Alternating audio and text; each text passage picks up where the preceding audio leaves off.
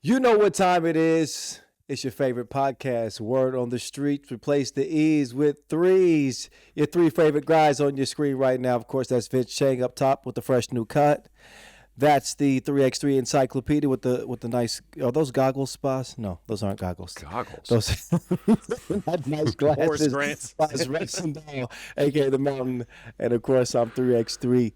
The Voice, ready for a new edition. We got a couple of things to tackle in this episode of Word on the Streets.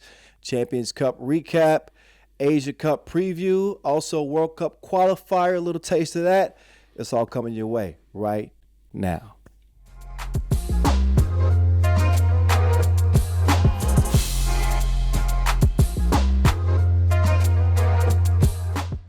Alrighty then, fellas. We finally got Chang back in the mix. Hey, man. Dare I say, we missed you? I missed feel you. So special. I feel special. I miss my brothers all the time. Slightly.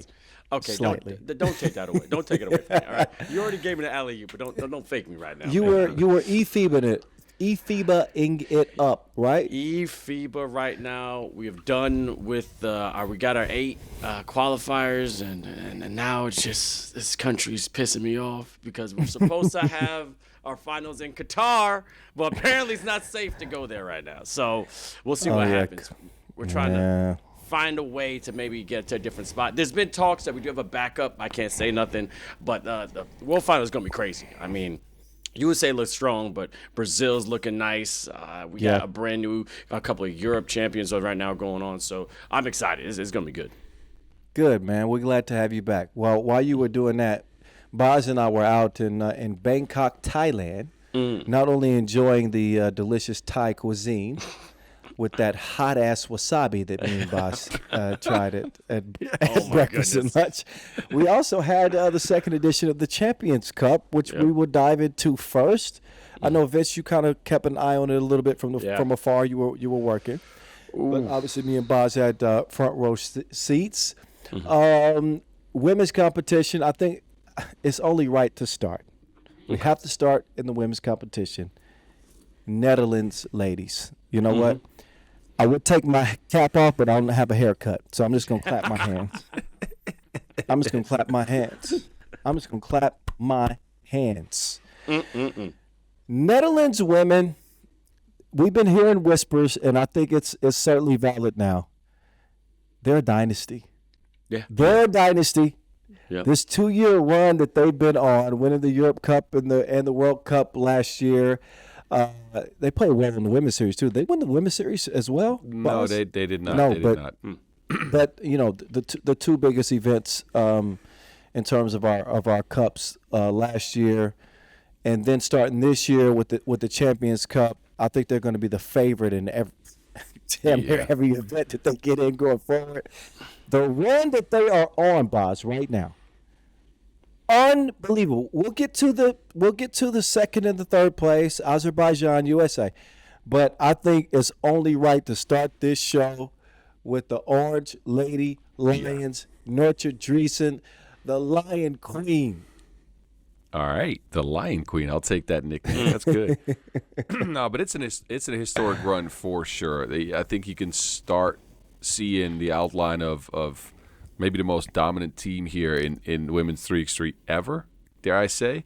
Because if you think about it, it was the World Cup last year, the Europe Cup last year, but also from the same program with some of the same ladies, actually, the World Cup under-23, and now the Champions Cup as well. They are sweeping the table with everything happening too, because they've switched their roster a couple times. They work from the same training group. Now at the Champions Cup, They sustain an injury, right? ELS, Evelien Lutje-Schipholt, a meniscus tear. Yeah. So they come in with 3. And look, again, I think we're all, on the Dutch end of things, we're all kind of happy it's only a meniscus tear, as it looked like it could have been worse. And she has had some heavy injuries, knee injuries in the past, but, she'll be back in I believe, 6 to 8 weeks or something. Okay. That's it good won't news. take that long. Yeah. So she'll be back for a part of the regular season. But going back, they had to fight with 3 since the starting game of the Champions Cup. I don't think I've seen anybody win a major event like that outside of the pro circuit, right? But like on the national team circuit, I don't think I've seen anybody win an event like that with 3. And not only that, to have an explosive scoring performance from Nortje Driesen like that, who averaged over 11 points a game in that tournament, which is ridiculous. And then to win the gold with all that going on, that's wow. And even adding to that, again, adding the last year's event to it, the dominance on the women's series. They didn't win the women's series final, but they won, I think, the most stops out of any team last year as well. It is looking quite historic. And I got to give credit not only to, the group they're working with, the ladies that are on the teams. And I say teams because, again, they mix the rosters up a bunch. But is Maxim Kovacevic now the best coach in 3x3? Oh. On his way? I think he might we be. We discussed it a little bit, Boz, in Bangkok. I think so. I think he so, certainly has the respect and the admiration of a lot of other coaches in 3x3. And for him to rise to this level as a he was a great player. Yeah. But for him to rise this quickly into the position as being considered the greatest, the best coach right now, not the greatest coach ever, but the best coach right now. And what and this is no shade to the girls to the women on the team. They're all very, very talented players, but it takes a very unique coach to extract what he has extracted out of that roster. He's turned players that would typically be considered, above average but not superstars into a superstar quartet, and he's done it through injuries. He's gained a belief in them. And he's gotten them to believe in themselves, and in turn, all they do is win, no matter what. And they're doing it's incredible. I'm gonna get on there, and I was gonna call it the lion finesse because this pride is amazing. Like these women are also increasing in different stats. You were talking about Brewstra. Now she could be arguably one of the best defensive women ever in 3x3 right now. Like she's unstoppable. You get to the paint, she's gonna get. She can also guard on the perimeter. And then not to have ELS, and I was gonna watch. I'm watching this whole tournament. 2 squads is basically was 3-on-4 because even when we go to Azerbaijan, Tatiana was there for I looked at the stat line, and you would have thought she was injured too. And yet they went that far. So I'm looking at, okay, so you're saying that these squads are going 1 and 2 and they're not even at full strength. Yes, it goes toward the talent of the team, but as you said, with the coaching as well, because now they're able to manipulate the certain things on the field as themselves. Because don't forget, in 3x3, you can't have a coach while you're playing. So they have to put all the pre-planned work already in play once that whistle goes and they're playing to their fullest. And yes, the Lion finesses are absolutely going to be the talk of the town. And I think that game against the United States, although it was a loss for the Netherlands, it solidified and validated Nortje Driesen as a bona fide superstar. She went up against 4 WNBA players. Yes. She scored. She scored double digits in that game. 11 She had to have points. 10 or 11 points in that game. Matching Alicia Okay, Gray. then. Yeah, there was a back and forth between them. 11 and 6 for Alicia Gray and 11 and 4. All right. What? All right. If she's not the real deal, then show me what is. You know what I mean? She is that girl right now in women's 3x3. Congratulations to the Netherlands. They take gold. They represent it well. Now we got to get to Azerbaijan. Yeah. Right? We got to get to because I have to go back to our preview, but I don't know if any of us picked them to do anything significant. Maybe Vince. I'm not. I can't remember. I could have said something about this. We got to rewind back. But Azerbaijan, runners up at the Europe Cup 2025. Mm-hmm. I didn't. Runners up in the women's series finals. Runners up, women's series yeah. 2. I still didn't give them much of a chance. I just thought that teams like Spain, even teams like Australia would be, an echelon above them. But let me tell you, when they play, they got a squad, Yeah, right? they do. It ain't just Big Bree in the middle. We got to give AC some love too. Yep. Erica Carter with that game winner in that game against the USA was unbelievable. That's one of the top 10 buzzer beaters in the last 5 years from Erica Yes. Carter in that game where they let USA come all the way back. They put Alicia Gray on the free throw line. They Yep, got a just couple of seconds to boneheaded get a shot. decision, by the way. That Crazy was a decision. horrible play. But AC was cold-blooded. Cold-blooded. She was cold. I was gonna say we can just talk about that game in general because Boz was going crazy. If you were the coach of that squad, you would have subbed everybody out. How are you going to try to contest a 2-pointer with Alicia Gray? Kick out, going to the line, and then would have been one of the craziest comebacks for United States because it did band together. But I mean, there's an old saying, down goes Frazier. No, Breonna Frazier was great. However, it was Mullenhauer. Cool on full blast. She went off, and it was like toward like the last second half of the game, knocking down shots, going to the rim, more versatile than I've ever seen him. And again, Azerbaijan only playing with 3 women and still able to take out the top female players in the W on one of the biggest stages in 3x3 was absolutely incredible. But you know what? That's when Mullenhauer plays the potential that we all yearn for from her. We talked about it going into the tournament.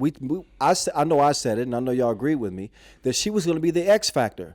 Yep. In their office with Bree Frazier drawing so much attention on the inside, it's going to give her opportunities to get shots. Can she knock them down? She started off slow. I think she started off 0 for 14, 0 for 12. It was something like that in the tournament. Over 12. And she had that one breakout game where the confidence was beaming. She seemed like she couldn't miss, and she was a different player from then on. So she's a big reason why they finished runners up. That's the Alexandra Mullenhauer that I want to see more of. If she can play like that, Azerbaijan are always going to be a contender. Always going to be a contender if they have that legitimate, consistent secondary option, with, of course, Erica Carter kind of being the anchor. Yeah, and the question becomes for them, look, as they've now established themselves as one of the top teams over the last year, right? Again, second at the Europe Cup, second at the Champions Cup, second at the Women's Series Final. But their 4th spot on the team has been a little bit iffy, let's be frank. Whether it be Dina Ulyanova, who comes in and plays defense well, but her offense leaves some to be desired, or Tatiana Deniskina, who may have gotten on the pitch for about 15 seconds all tournament. Oh, my God. Yeah. She was just a spot sub, really. And that team still has a lot of room for improvement because they always play with 3.5 players. Let's be frank, because the 4th player does not give them much. So I'm curious to see what they can add, what they can bring going into this Olympic cycle, because I'm sure that last spot will be filled with more talent. Oh, yeah, 100%. But she came in as a defensive stop. She has some crucial stops when she did a little stuff when it comes to Destina. But what are we missing? Are we going to missing a shooter? Are we missing another kind of big? Because they got like some great positions right now. What will Azerbaijan need to become that dominant force in the next couple of years? And this is fun because now the world's their oyster. They can go wherever they want. It's an easy question to answer, Vince. They need a 4th that can actually be on the floor. They need a 4th player that can actually stay on the floor for 2 minutes of play. If they do that, they will become significantly better. Okay. Yep. Yeah, for sure. Shall we switch it over to the men's competition? Yes, we shall. USA. You look. I gotta eat some crow, man. I gotta take it on the chin right now. I didn't pick new USA team. No one did. I mean, without this, with James Parrott returning, but given the way that James ended the first Champions Cup, and given the fact that they had the Pierce brothers now added and Ryan, it's Batten. Riley Batten.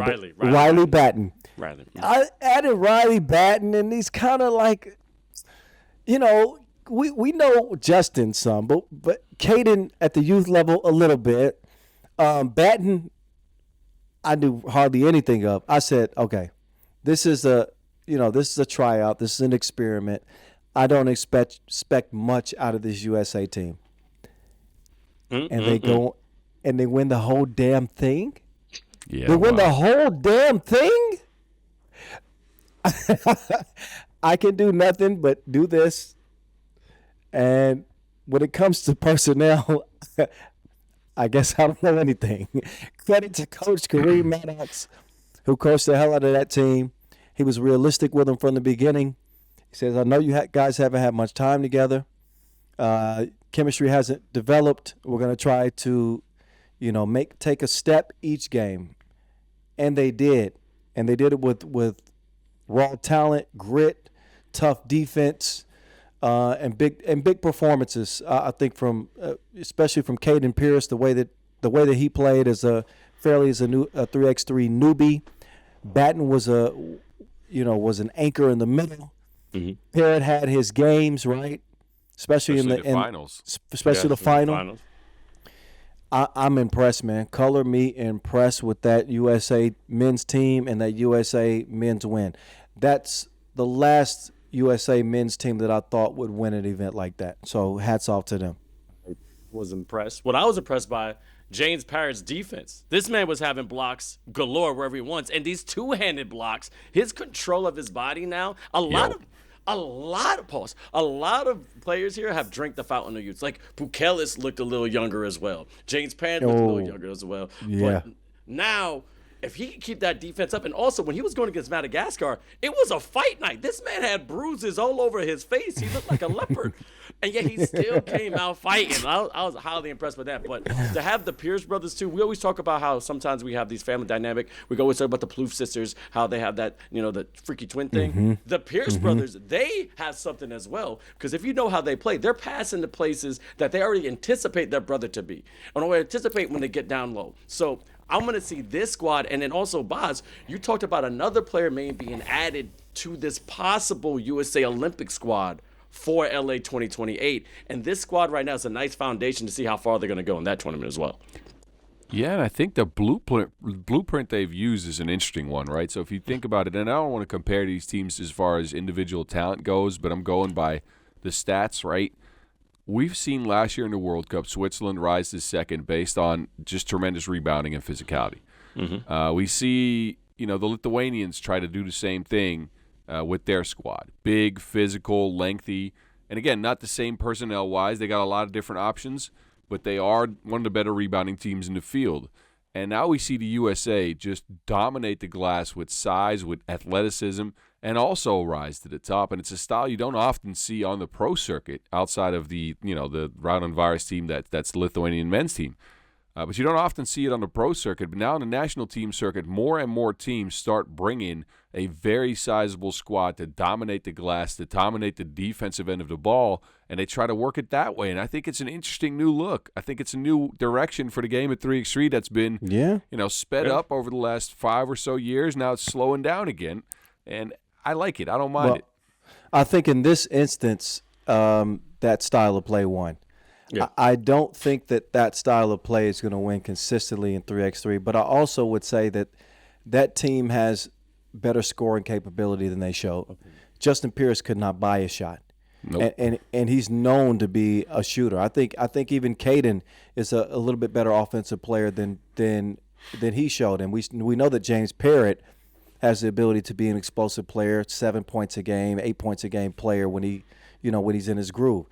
None of those players displayed that consistently throughout the tournament, but like Boz said, what was consistent was their effort on the glass, offensive and defensive rebounding, and defense. They were a physical team, and even though there weren't many people outside of the USA that believed that they would win it, they believed they could win it with very little practice.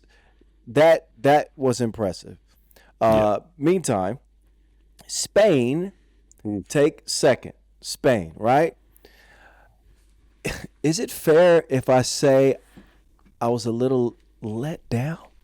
Is that okay? Is that fair to say? Okay, look, they made it to the final.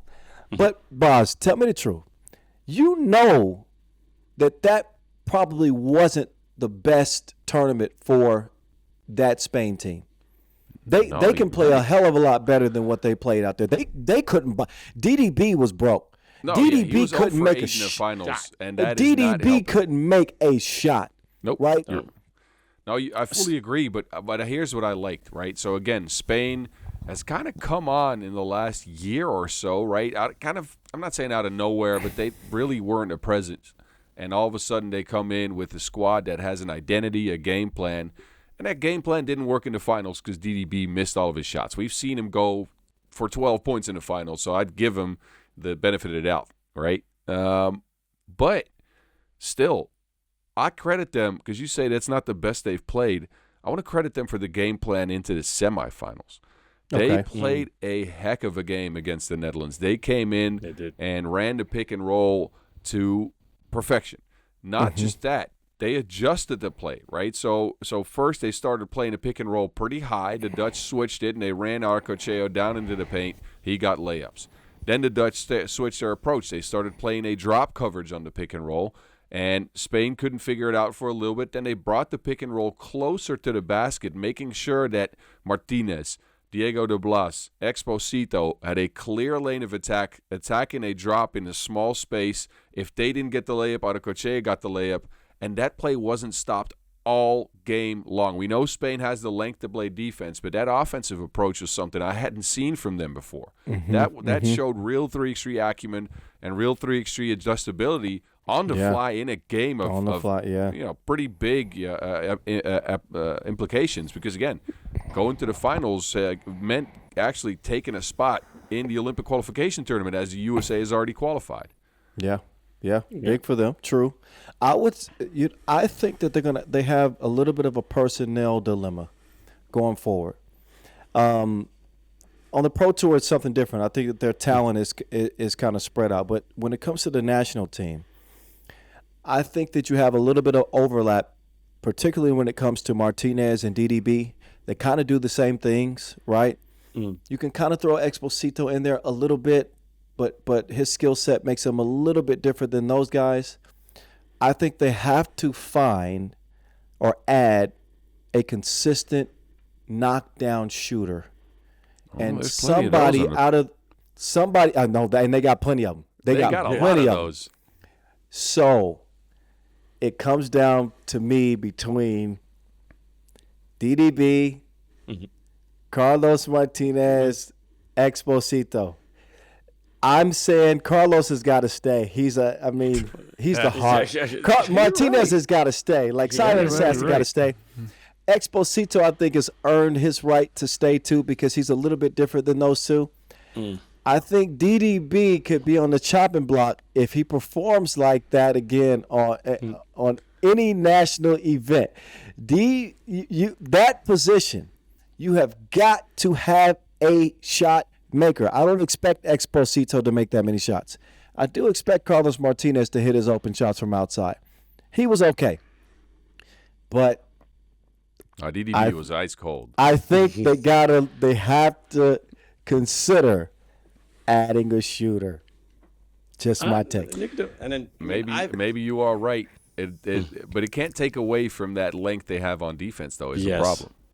Yeah, that's where I was going to get there because you got a great defensive squad. They're able to get all around the half court. I mean, Ivan the Destroyer can be a presence, and you said this bar on the air for SGA from Canada. Never mind. The never mind factor. Yes. When you're going down the rim and you see Ivan waiting for you, are you going to go never mind or are you going to try and go for it? So, but then also. Just a never mind. Right. So, but that's one of the defense too.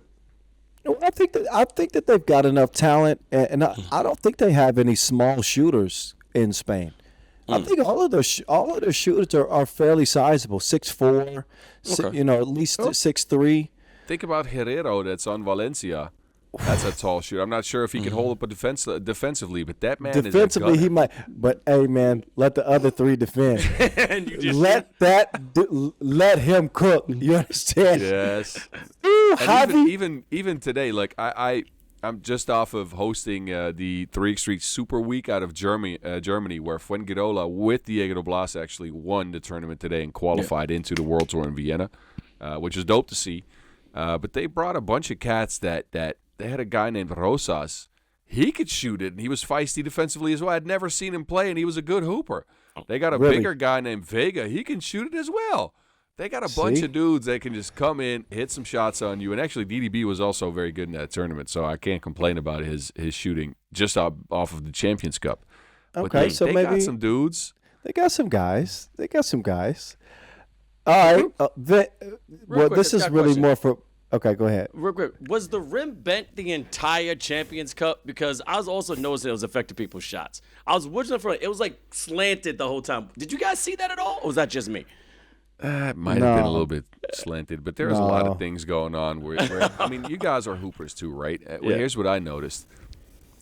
If you imagine you're in a gym, right, a familiar gym to you, you kind of know all the structures in the background of the basket, and unconsciously you're calculating your shot based off a lot of factors, not just the rim. There's also, that pull on the left, and usually when things are symmetrical, you get it going. I know. I remember one of my worst shooting practices, because I didn't play in that game, was when I was in college and we played in the Orange Dome.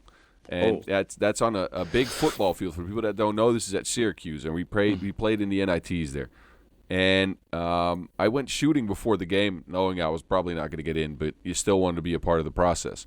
I went shooting before the game, and I shot with my facing the stands for half of the shots, and I was hitting shots. And then I turned, and again, you play in the end zone of a football field. So then, if you go shoot from the other side, there's like a bunch of bleachers. Behind that, there's an empty field. I couldn't buy a bucket. Yeah. I couldn't hit a shot to save my life. And I think that was something that was going on in Thailand as well, where the background was a mall. I'm not sure if there was like asymmetrical stuff going on there, but I think that unconsciously affects you while you're taking shots. Well, it's hard to gauge the depth of where the basket is relative to the background. No, I noticed that too. That's a good cop out for the players, boss. Good. I got to try. Former player, right? You just picked up some new fans. Former player, I got to try. Boss, what about the Dutch though, man? Netherlands get third. Is that good for where they stand now in the tier list in 3x3? I guess so. I mean, it was still. And I'm a little bit biased towards the Dutch team. I'd like to see them win, and I was still a little bit disappointed they couldn't quite get over the hump against Spain and get into the finals, because I know for that program the goal was to get that Olympic qualification tournament spot, and they didn't get it, right? So I didn't mind the way they played. I think they leaned on the two ball a little bit heavy. In my likes, I would like to see them go into ones a little bit more, maybe roll on a pick every now and then.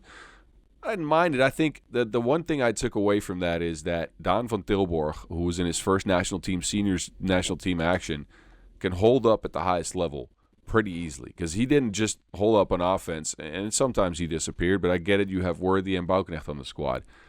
But I think his defense was really key. His defense and rebounding were better than advertised. He doesn't look like the best of defenders, but he's a big dude. He can move his feet, and he played, I think, very well for being on the team for the first time. I'm an AVT fan, man. I don't know what it is about Van Tilburg, but I like the guy, man. I like the guy. I think he's got a good skill set. I think the more reps he gets, bro, he's going to be like a solid player. You don't worry too much about him. He's not going to hurt you. The only thing he's going to do is he's going to keep things steady, or he's going to help you. But very rarely is Van Tilburg going to hurt you. And I think that's a win for them. Yeah, for sure. Also, I think he has to get used to the chemistry as well, because I was watching some of the passes he was doing to Worthy and to Bouknecht. It's just like a slightly off. He's overpassing. It could have been the depth perception you're talking about, but that was like he was just getting used to that kind of chemistry and how fast the Netherlands can play. But then once he perfects that, then that is going to be a great addition. Then also you got help down low, so Driesen doesn't have to be defending everyone going to the basket. You could actually just hand off right there. Yeah. Okay. So all in all, let's rate this 2026 edition of the. Wait a minute. We're not going into this before we talk about the gigantic egg the Lithuanians laid. Please, we need to talk about somebody. Tegatron. Come on. We got to talk about. That was incredible. We at least have to mention it to be credible here, because look, that was one of the most improbable losses I have ever seen. I don't know how they didn't come prepared for that game. And Kyle, look, I don't want to put them in a bad spot, but this to me is a program that last year looked like they were on their way to a top 3 program in the world after winning the Europe Cup, after performing well. On the pro circuit, they got better. They brought a sort of, I don't want to say a new style, but an extension of the style they already had into the Europe Cup, and they won with it finally. And then they turn around and they come into the Champions Cup don't look too bad. I'll be frank. They looked pretty good until that game against Thailand, who had just lost to Spain 21-3, and they get destroyed. How? Sway? I don't understand it.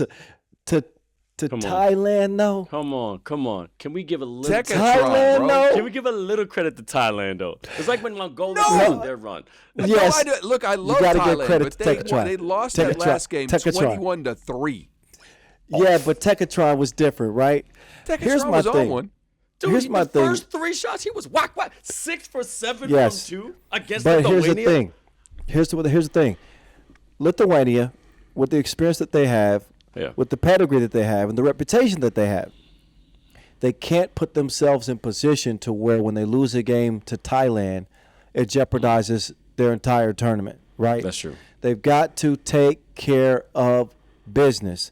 And I can't justify a slip up like that, right? They should win a game like that 10 times out of 10. Kyle, I got But there's something about this is what I'll say about Lithuania. They're always better as underdogs.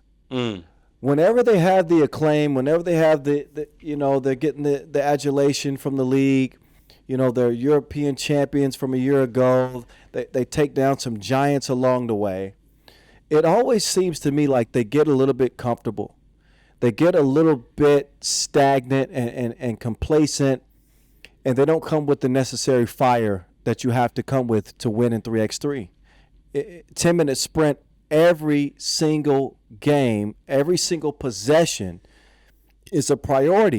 You have to have a sense of urgency in this sport. Nothing's going to be given to you, and you could lose. I don't give a damn what they're ranked. I don't give a damn if they just lost a game by 18 fucking points. If you let your guard down in this sport, these are capable players. Somebody gets hot on you, and you're going to get embarrassed. It's just unfortunate for Lithuania that this isn't the first time that they've laid an egg, like a gigantic egg, like historically. Yeah. We've seen this on the Pro Tour before. That was a long time. I mean, we have seen it as of in recent. the last 3 to 4 years, this bad. When you think back to the worst losses. Right. But last time was this bad was the 22 World Tour final. That's now 4 years ago, 3.5 years ago. Well, they had to lose by 12. That was one. There's another one that's escaping me though. I think you're right, and I think again, even last year at the World Cup, they lost some games they shouldn't have lost. Went out really early, but again, at some point, you figure as a unit they moved past that, and I really thought they did at the Europe Cup. There was a game coming in, they looked sharp. And all they did not come prepared. That's all it is though, because in the other 2 games they played, they looked sharp, right? Yeah.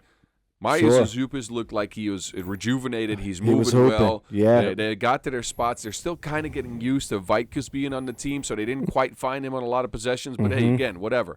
They played well. And then you come in and you just come in there and think you're going to roll up Thailand, and that just doesn't work. You can't even up your pressure during the game, and then you let a guy, and all credits to Tekka Samran, well-deserved. The nickname Tekatron, I love it. Yes. But how? Yes, you how came are up you with letting it. a guy score 14 points on you like that?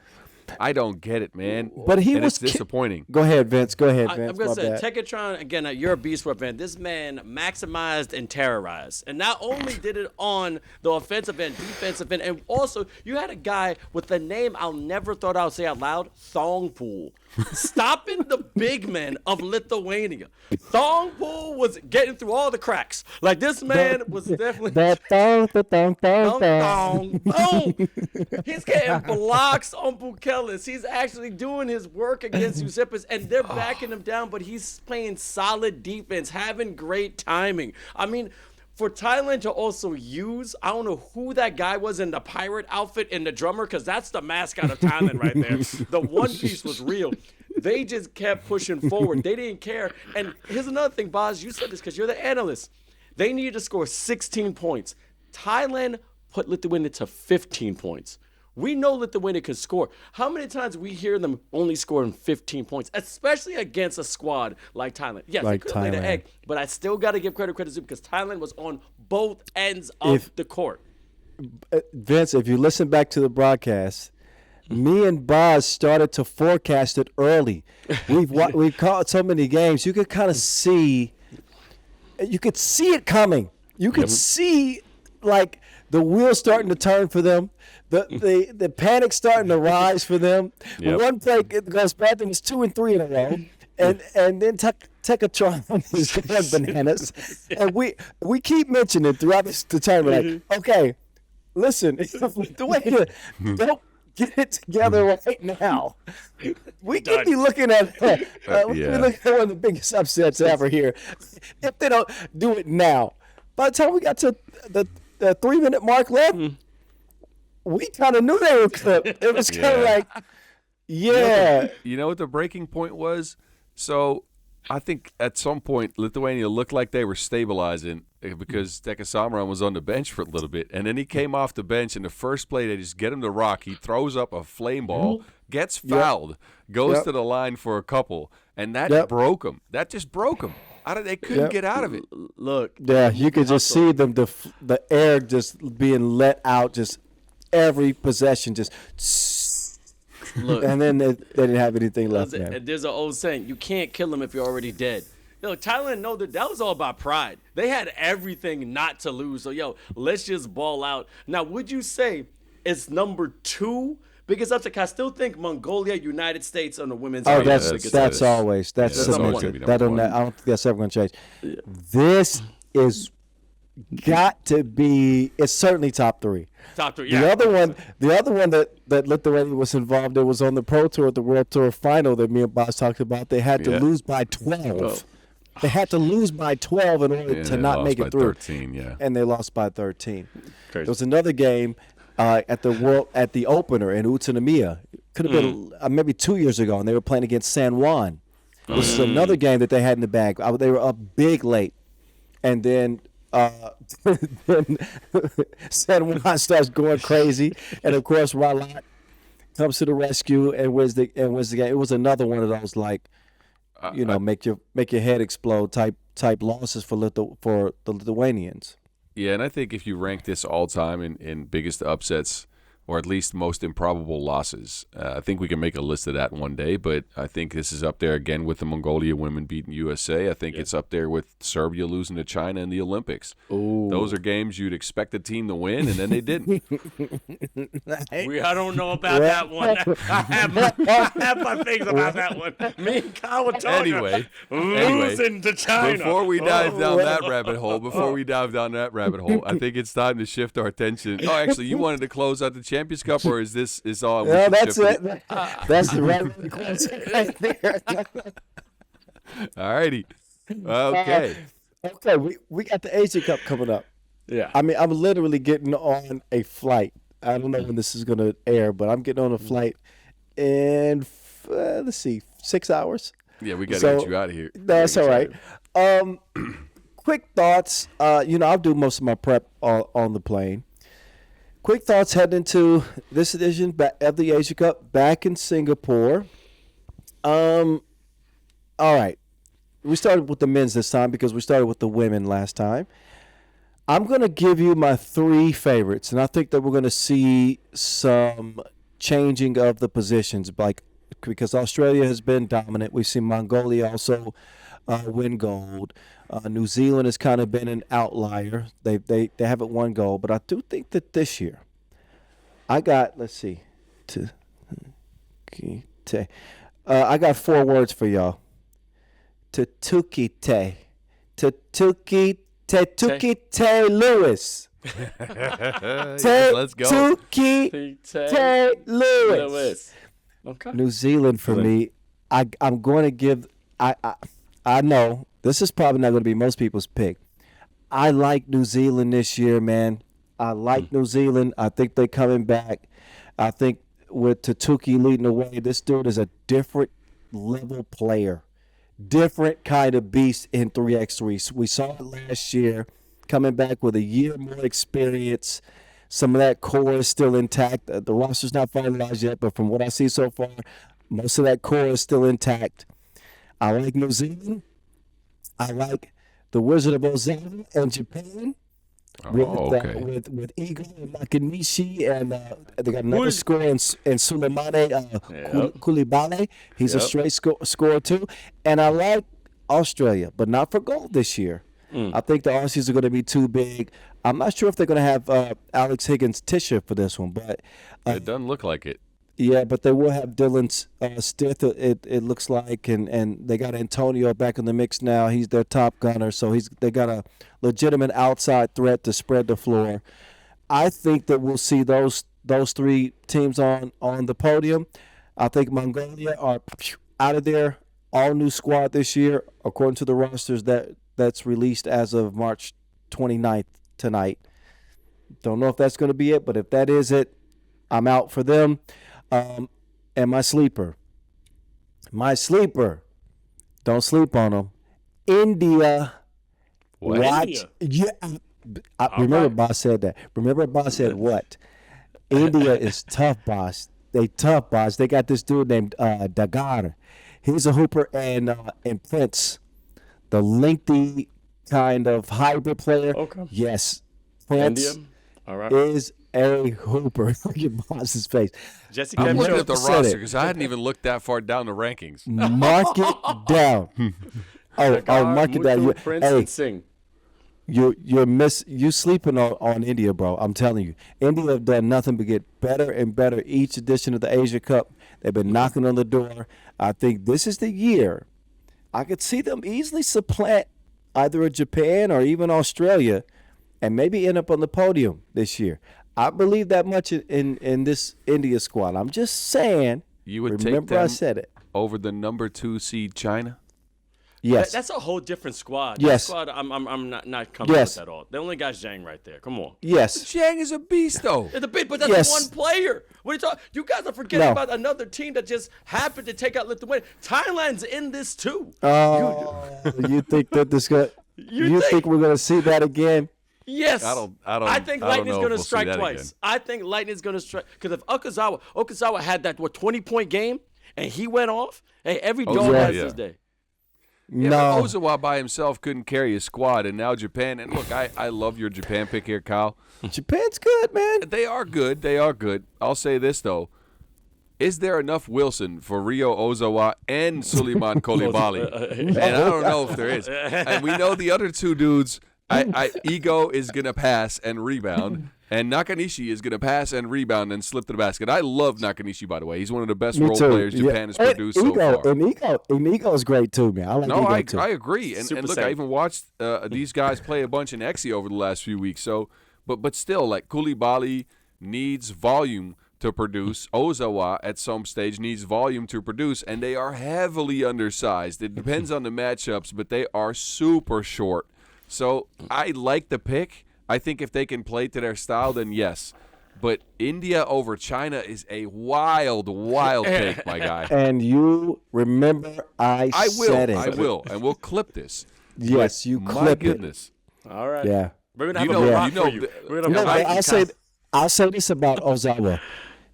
Ozawa's he seems to be a volume shooter, right?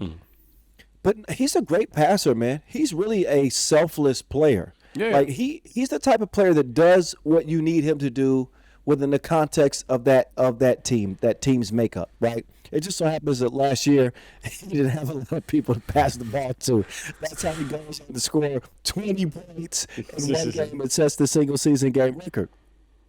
But adding my other guy, Suleimane, to the squad, I think it's going to even things out, right? It makes them kind of a two-pronged attack, and Ozawa's going to get some relief, I think, because now it kind of opens the floor up for him.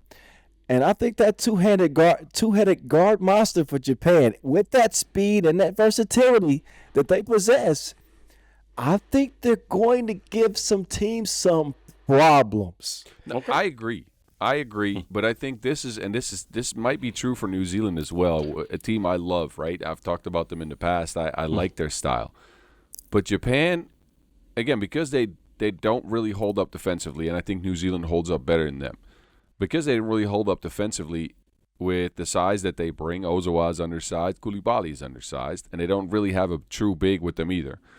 They are liable to get caught in a rut. Variance in the game is going to get to them at some point over the course of a long tournament. They might have a game where Ozawa is 0-4 and then Koulibaly is 0-4, and who is going to do the job then?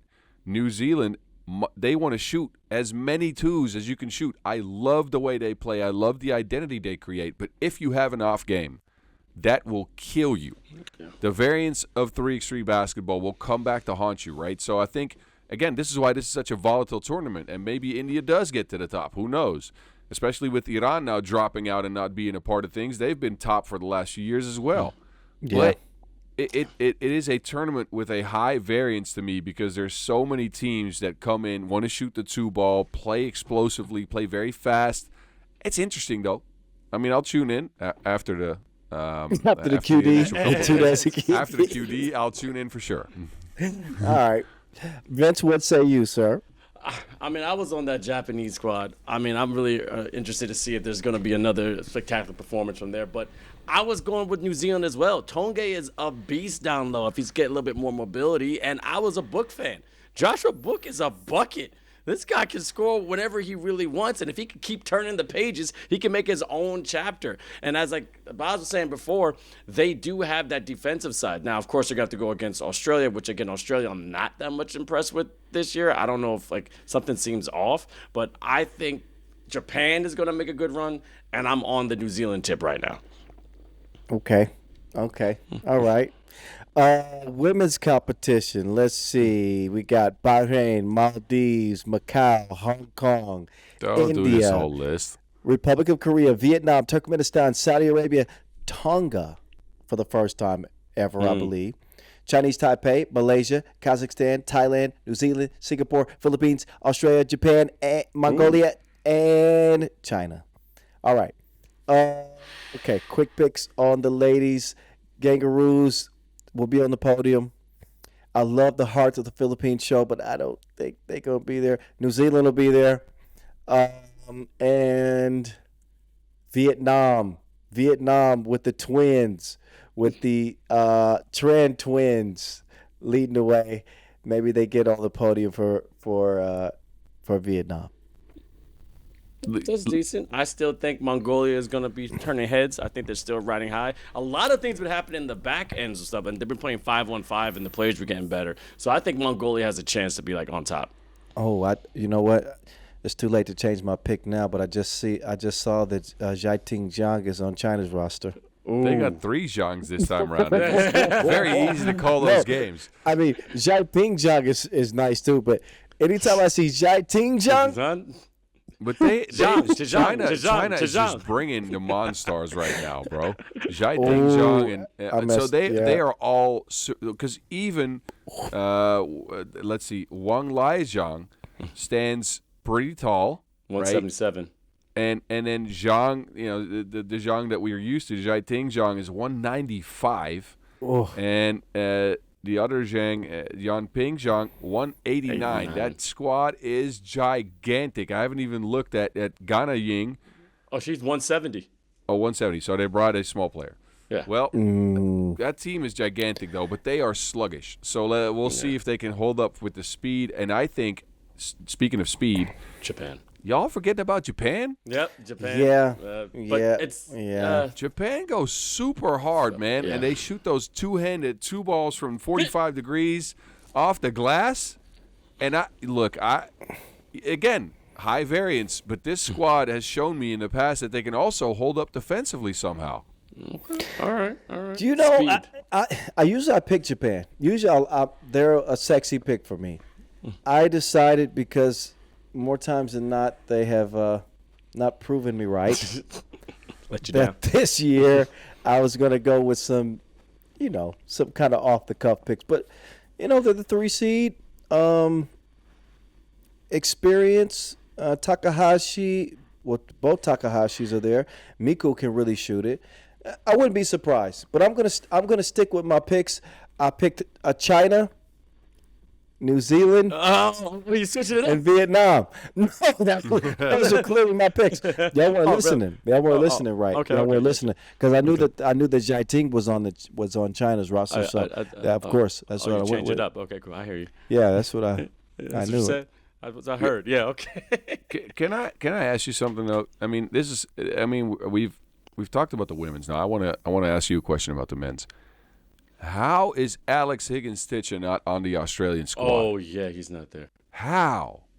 And I know he didn't have a great performance at the Champions Cup or at last year's Asia Cup, but he was really good at the Champions Cup last year, and I think he's one of the best individual weapons they have, and they don't bring him.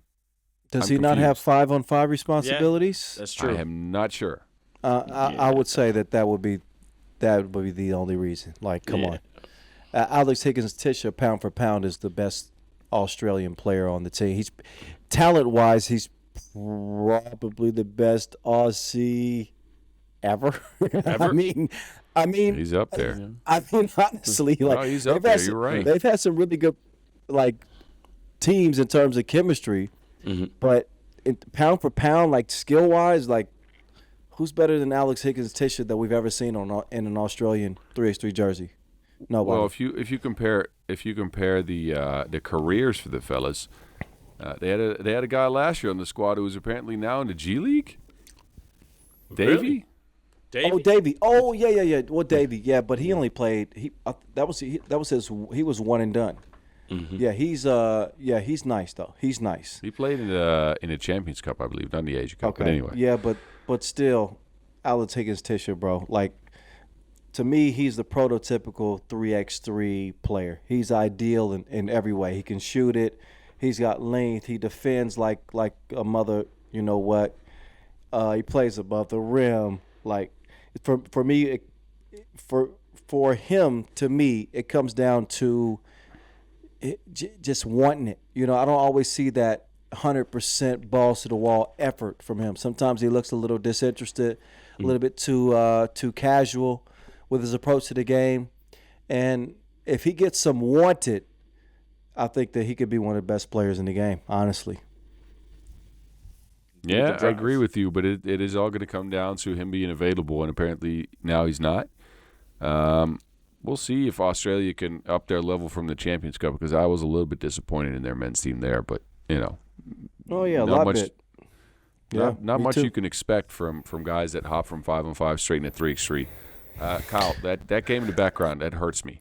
It hurts me, bro. That's my squad losing right there. Sorry, bro. Come on. You got to put 3x3 XE in Singapore on. Those are my guys, and they're about to lose. It hurts. Hey, I'm just cross-promoting, man. I'm just showing some love, making sure I had a nice backdrop since I'm doing it from home this time.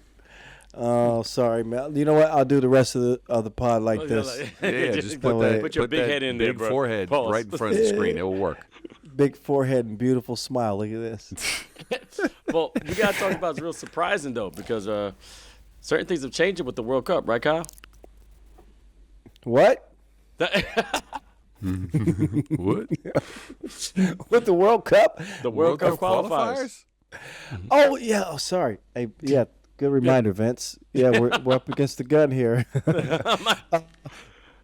That's a better question for Baz, because, listen, if it's one thing you're going to learn about me, I take it one tournament at a time. I've got the Asia Cup to take care of first, and then I'm going to shift my focus to the World Cup qualifier. I'm going to look at the field and dig into that one. But, man, that's the wrong question to be asking me 2 weeks in advance, bro. All right, yo, Boz.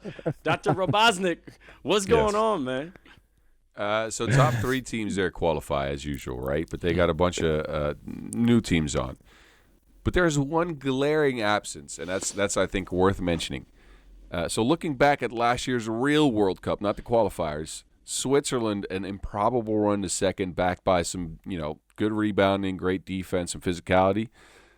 They will not be back at the World Cup for sure this year. They will not be there, as they didn't get enough points to qualify for the World Cup qualifier somehow, as they didn't enter a team into the Nations League, and Lausanne was, quite bad last year, and they lost a bunch of points, so they can't get in. They are not a part of the World Cup field, which is just stupid to me. It is ridiculous that team is not there to, try to defend that silver medal. No. It's wild. Yeah. There's got to be something that can be done. No. That That is insane. Yep. I think that if you win the World Cup, you should be an automatic qualifier for the next edition. But they didn't win. They came in second. Yeah, right. They Because finished if you second. win, I think you do qualify for maybe the next year's. But they came in second and they didn't. Screw it then. Top 3. If you medal, You should go you in. got a That's it. spot. I think so. I think so too. But it shows me that country is not taking this sport serious at all. They've leaned a lot on the acumen of Gilles Martin and Wes Moultony in the past to get them enough points to compete in events. And now they're just not even there. Like how? Come on. You made a run to second last year. That should at least warrant you taking things more seriously. No, that's a name brand country. They bring a certain pedigree to the event, and obviously coming off that performance last year, that is a big disappointment. Wow. Yep. That Spanish game was incredible, 17-21, and we all watched that. I mean, a lot of people were crying after, but but that's it. You was the only one crying. I'm sorry. You was the only one crying, Vince. Hey, I was happy for Spain. Look, Spain's been through a lot. Okay, they've been through a lot. Finally. And Carlos, come on. You and Carlos Martinez. Carlos was in it and it's ironic because him being on the Swiss team and all of a sudden doing this for the Spanish team. That was a lot for him, bro. That was a lot. Wow. Dang, man. We never end the pod on a sour note like that. Now, I'm sorry. All right, so let's end with this then. It literally saddens me, bro. What is this? Let me give you my predictions then, because let's not end the pod on a bad note. So let's go women's, then men's. If we look at the teams in the field, again, there's 6 teams in the field. 3 of them move on. It'll come down to pool play, though, because you match up, top 2 in the pool advance. They get into a cross match with the other pool, and then losers will get one more chance at it. They play each other, right? So it's not just because there's 6 teams. It's not just the teams that are in it and their acumen. It's also who do you match up with. So we'll have a pool on the women's end with Hungary, who didn't qualify directly, by the way. Lithuania, who also didn't qualify directly, and Egypt. And in a Pool B with the Philippines, Singapore, and the Brazilian ladies. Now, to start with Pool B, I think Brazil is going to win that pool. They are big. They are physical. They made it to the World Cup out of this tournament last year, so I think they'll win the pool. On the other end, Egypt's out. It'll be Hungary or Lithuanian first. And I think if you look at Singapore and the Philippines, it will probably be the Philippines that come out of that matchup. I would say, even though the Singapore ladies, they are well trained. They're improving. They are improving for sure. Now, you would have to say at that point it'll be Lithuania coming out of a matchup with Brazil, and then Brazil taking the 3rd spot. And I would say Hungary probably wins the other one, even though they have shown us over the last few years that in important moments they probably don't really get there quite often. Often just short. Let's just say that. I'm glad I got these headphones on. Some people in the background there might have punched me in the nose, but it's been no. But really though, like if you think about the Hungarian ladies, not to go on the tantrum here, but like it's true. They're bringing all this 5-on-5 talent, like big names. They're bringing them into the program, but it's not consistent enough, and they have just not been good for the last few years. Pop probably comes back this year again, and then I don't know. But anyway, I'd still say Hungary gets to the World Cup, Lithuania gets there, and I think Brazil gets there, leaving the Philippines, Singapore, and Egypt out. We'll see if that actually comes to effect. Now on the men's side, I think this will be a very entertaining tournament. By the way, on the men's side, I'm sad I don't get to be there because Pool A is Czechia and Singapore, and then Brazil as well. And Pool B, New Zealand, Italy, and Egypt. Now, those are some spicy names because Czechia, and some of you, 3x3 nerds out there will know that that's probably going to be Podobrati from last year, right? So these fellas, well coached, right? And I think they showed out in some challenger event at the end of last year, and they showed they really know how to play this game of 3x3. So I think they're going to be tough. They're the number 1 seed coming in, by the way. Singapore, I don't know. Brazil men, yes, please. Big, physical, super strong. They'll get through as well. So it'll be Czechia and Brazil. And then out of Pool B, New Zealand, Italy, or Egypt. I'll take New Zealand for sure. Italy is going to depend on the talent level they bring. And then Egypt, they are tough. Egypt is a tough squad, man. Yep. Do you remember Italy last year? Was that the World Cup? Gaspardo? Yeah, that was the big Europe si- Cup. Oh, the Europe Cup? Yeah, Europe Cup. But they bring 2 guys off that squad. Fumagalli and Maschiarelli out of that Europe Cup squad are here, but they Okay. are supplemented with 2 guys that don't have Della Valle or Gaspardo written over them. Oh, okay. yeah. That changes So the things. question is Yeah. that enough talent for them to push through? Now, again, they did qualify to the Europe Cup out of the Europe Cup qualifiers with a similar squad, but I don't want to discount Egypt here, who are, heavily one-on-one, but really athletic and based on shot making. So I don't know. I mean, maybe. So, yeah, it is, to me, it's New Zealand and Czechia is to lose, and I think Brazil will end up being a third team coming into the World Cup, which I like, because I've liked their team for quite some time now with Leonardo Branquinho on the squad. So I think those are my picks, at least, to finish top 3 and make it to the main event in Poland at the beginning of June. Right. That's coming up middle of April, I believe, the 12th and 13th. Yeah, 12th and 13th. So look out for the World Cup qualifier. But first up, it'll be the Asia Cup. That'll be April 1st through the 5th. It'll be myself and Angelo Zagorakis holding down the mic for that. I hope you guys will be watching even the qualifying draw, Boz. I got a wife and kids, man. I What are you gotta watch got as it. many as I can. I got it. But no, it's going down. It's going to be a good competition. It's going to be hot as hell out there. But I love Singapore. Looking forward to getting back on the mic with the Czar and hearing some of the crazy calls that we got coming up. So we're gonna have some fun out there. And look, man, 3x3 2026 season is in full swing now, fellas. Yes, sir. It's time to lock in. It is time to lock in. Let's get it. Bet.